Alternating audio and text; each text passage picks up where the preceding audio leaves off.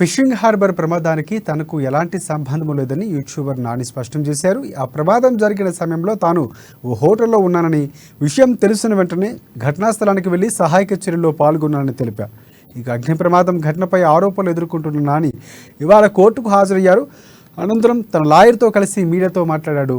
ప్రమాదానికి సంబంధించిన సీసీటీవీ కెమెరాలు కూడా పోలీసులు చెక్ చేశారని, ఆ సమయంలో తాను అక్కడ లేనని స్పష్టం చేశారు. ఇక మంటల్లో తన బోటు కూడా కాలిపోయిందని చెప్పాడు. ఈ ఘటన ఎలా జరిగిందో, అందులో తన పేరు ఎందుకు వినిపిస్తుందో తెలియటం లేదని నాని ఆవేదన వ్యక్తం చేశాడు. కొంతమంది గంగపుత్ర సోదరులు కూడా తనపై నిరాధార ఆరోపణలు చేయడం బాధించిందని చెప్పారు. తన మత్స్యకార సోదరులకు, చిన్న చిన్న యూట్యూబర్లకు దండం పెట్టి వేడుకున్నాడు. చెబుతున్నానని తన జీవితాన్ని నాశనం చేయొద్దని కోరాడు. ఈ కేసులో నిజాలు వెలికి తీసి తనను కాపాడాలని పోలీసులకు, ఉన్నతాధికారులకు నాని విజ్ఞప్తి చేశాడు.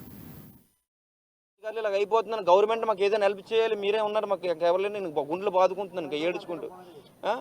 గొడవడిగా ఇంటికి కూడా వెళ్ళిపోయాను నేను, ఎందుకంటే నన్ను కొట్టనందుకు వచ్చారని వెళ్ళిపోయిన తర్వాత నేను ఏదైతే వీడియో తీసానో ఆ వీడియో నేను 10 గంటలకి పోస్టింగ్ చేశాను నా యూట్యూబ్ ఛానల్లో.